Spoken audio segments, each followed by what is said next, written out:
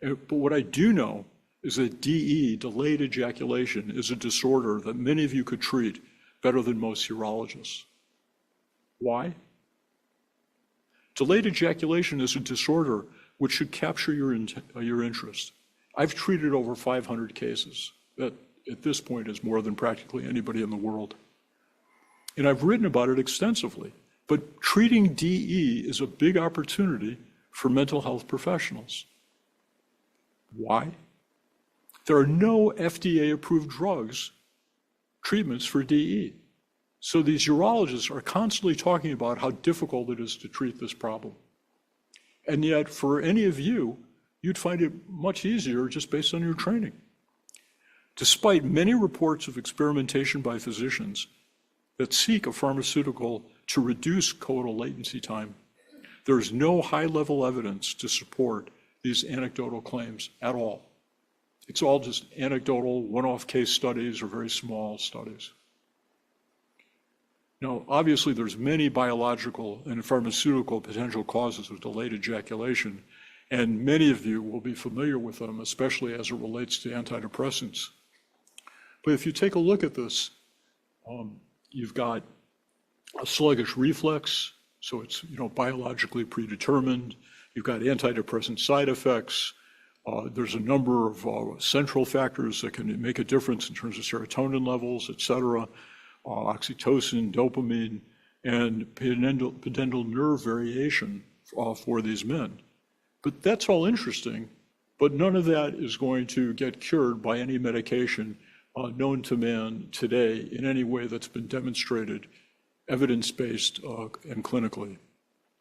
So surprisingly, the AUA Guidelines Committee for Ejaculation Disorders concluded, quote, urologists should consider referring men diagnosed with lifelong or acquired delayed orgasm to a mental health professional with expertise in sexual health, not a common suggestion from urologists for them to be recommending us.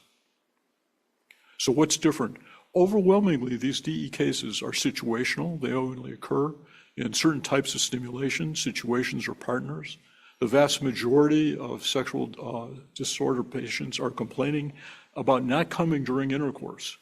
They can orgasm with masturbation. So a recent study I did, actually using some data from Cornell, 90% of the men were able to masturbate successfully, yet they were unable to come with a partner. So why? Using the ideas I've discussed, you can all treat this. A good sex history will expose the psychosocial and cultural reasons for DE. Most typically, you're going to see insufficient penile or psychological stimulation, high-frequency masturbation and/or idiosyncratic masturbation. Idiosyncratic masturbation, a term I coined, just referenced the type of stimulation that your partner provides that's different than what you provide yourself by using her hand, her mouth, her vagina, or her anus, or any other body part. What you're experiencing, the quality of the friction is different, and that difference isn't sufficient for you to be able to ejaculate given the conditioning you've caused yourself with masturbation. Some of these men do have a preference for masturbation over partnered sex. Some of them do have psychological conflict regarding ejaculation, whether it's pregnancy concerns or defiling a partner, et cetera. And these issues obviously overlap. But the most important question to ask is for the person to consider whether or not their masturbation differs from their partner's stimulation style in terms of speed, pressure, et cetera. And ask him to think about the type of friction experienced during masturbation. What are his thoughts, importantly, during masturbation? Pleasure, what are his fantasies, or what pornography does he use? Has he communicated these preferences to his partner? If so, what was the partner's response? Now, if you or your patient are uncomfortable with this strategy, know that there's accumulating evidence that indicates men suffering from DE masturbate in a manner that's different than the ways that I just described. Understanding how they stimulate themselves, and if it differs from partner, is going to help you be able to assist them. Now, to make this easy for those of you for whom such talk would be difficult, You can provide your patient with an easily understood Psychology Today article I wrote called Why Delayed Ejaculation is More Common Than Folks Realize, where I just break this down very simply. And they'll come back and you can use that article as a way of getting some of these questions asked if you're uncomfortable asking such details yourself. So the solution is to temporarily increase his ejaculatory frequency, decrease his frequency, find ways to increase the quality of friction and erotic thought.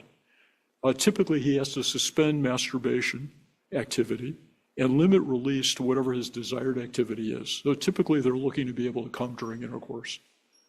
But if they want to come with oral sex, they want to come with anal sex, they want to come with manual stimulation, whatever it is they want, he has to commit to not masturbate. Now, typically, what this does is obviously lower the threshold for ejaculation. If he's used to a daily release and he doesn't masturbate for 2 weeks, believe me, it's going to be easier for him to come in response to partner stimulation.